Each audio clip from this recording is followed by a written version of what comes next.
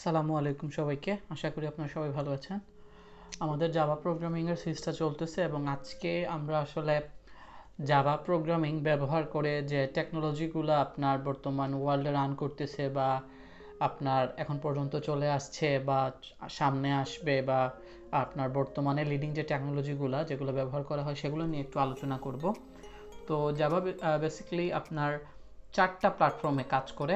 একটা হচ্ছে Java standard addition, একটা হচ্ছে জাভা এন্টারপ্রাইজ এডিশন, একটা হচ্ছে জাভা মাইক্রো এডিশন, আর একটা হচ্ছে জাভা এফএক্স। এই চারটায় আপনার মোটামুটি কাজ হয়ে থাকে।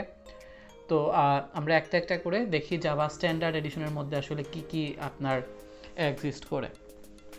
সবার প্রথমে যেটা দেখতে পাচ্ছি সেটা হচ্ছে গিয়ে আপনার হটস্পট, যেটা দেয়া হটস্পট ভার্চুয়াল মেশিন। এইটা অ্যাকচুয়ালি আসলে আমরা জেভিএম এর নাম শুনছি জাভা ভার্চুয়াল মেশিন যেটা।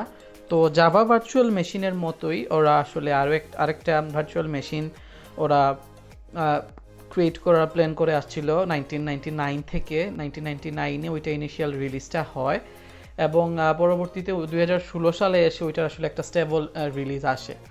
তো হটস্পট ভার্চুয়াল মেশিন একটা জাভা স্ট্যান্ডার্ড এডিশনের আন্ডারে পড়ে। এরপরে যেটা দেখতে পাচ্ছি সেটা হচ্ছে জেডিভিসি বা জাভা ডাটাবেস কানেক্টিভিটি টেকনোলজি।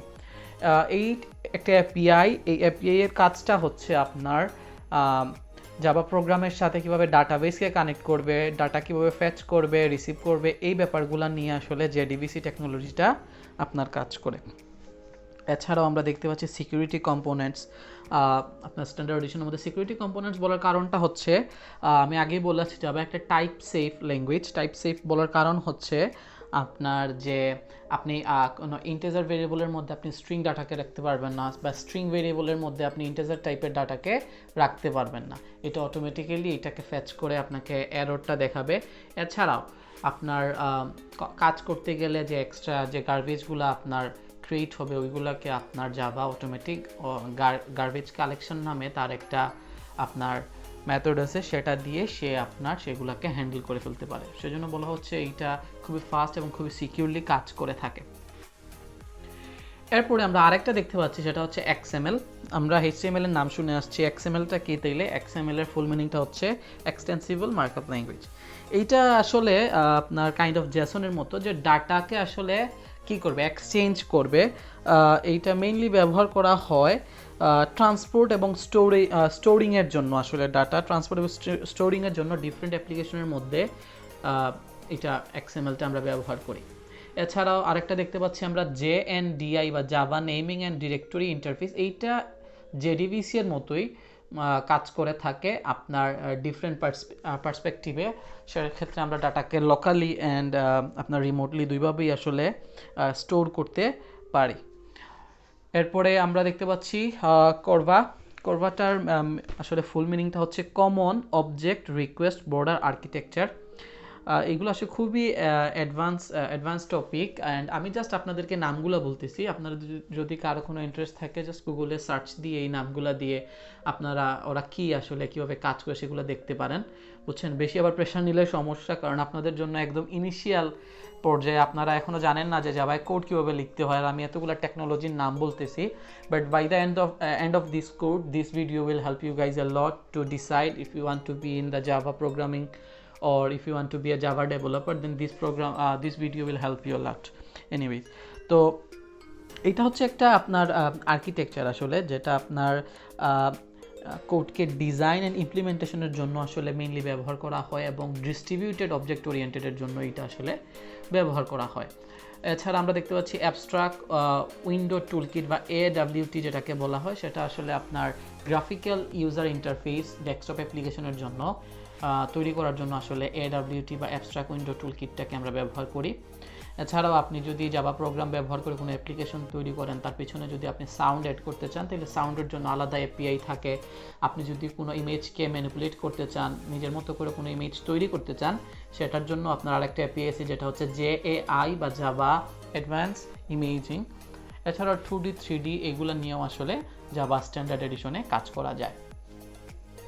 তার আরেকটা প্ল্যাটফর্ম হচ্ছে Java enterprise edition, standard enterprise. আসলে ইন্ডাস্ট্রিগুলো আসলে এন্টারপ্রাইজ এডিশনগুলোতেই আসলে কাজ করে থাকে।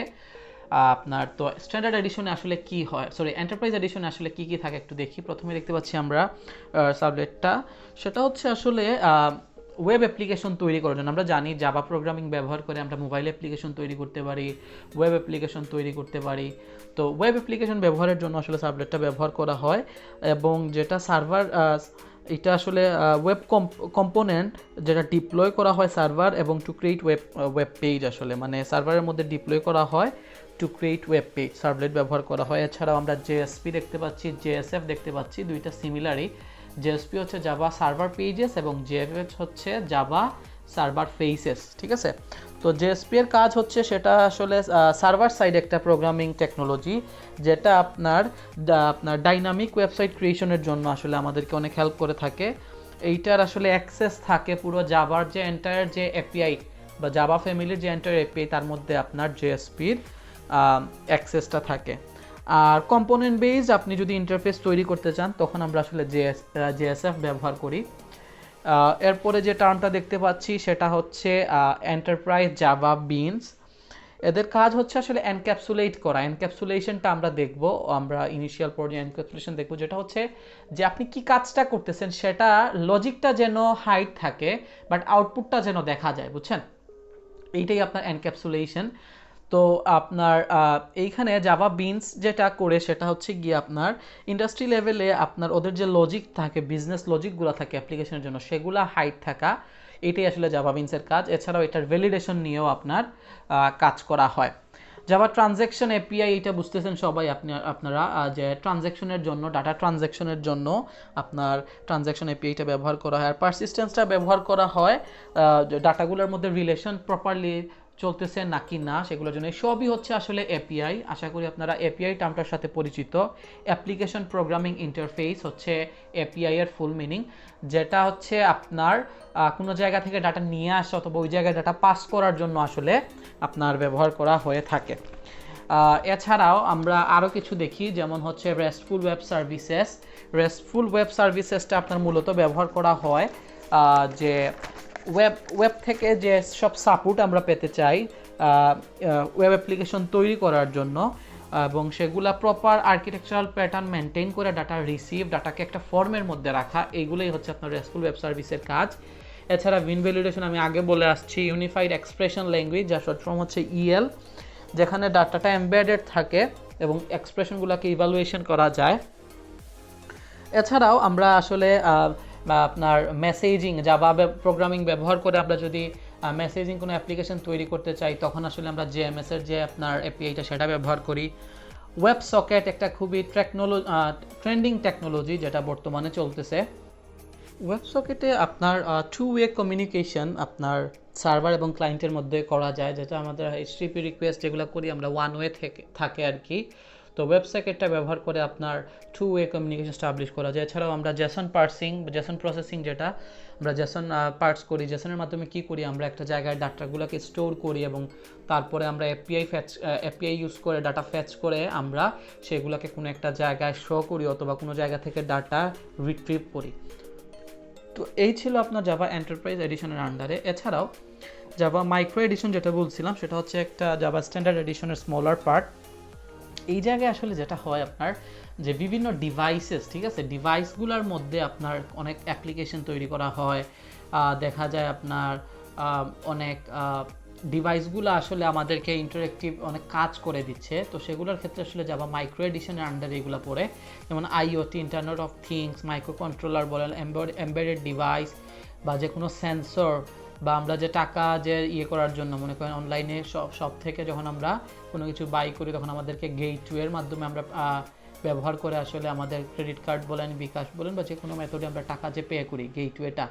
তো এই জিনিসগুলো, বা আমাদের বাসায় যাদের আপনার কেবল সিস্টেম ওইখানে সেট টপ বক্স বর্তমানে একটা ট্রেন্ডিং টেকনোলজি, এই যে আপনার ডিভাইস বেসড যে টেকনোলজিগুলো সেগুলোর ক্ষেত্রে যে জাভা প্রোগ্রামিংটা ব্যবহার করে সেটা আপনার জাভা মাইক্রো এডিশনের আন্ডারে পড়ে।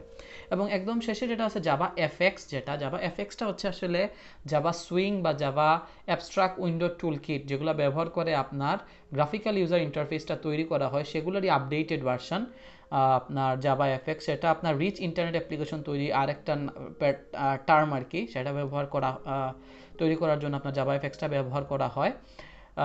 সেটা আপনার প্ল্যাটফর্ম ইন্ডিপেন্ডেন্ট, যেমন লিনাক্স, ম্যাক, যে কোনো জায়গায়, ইভেন আপনার মোবাইল ডিভাইসগুলোতেও আপনার এইটা ব্যবহার করা হয়। এছাড়াও এর বাইরেও আমরা আসলে জাভা ব্যবহার করে আপনার অ্যান্ড্রয়েড অ্যাপ্লিকেশন তৈরির ক্ষেত্রে আসলে জাভার কোনো বিকল্প নাই, আমরা অ্যান্ড্রয়েড তৈরি করে জাভা দিই।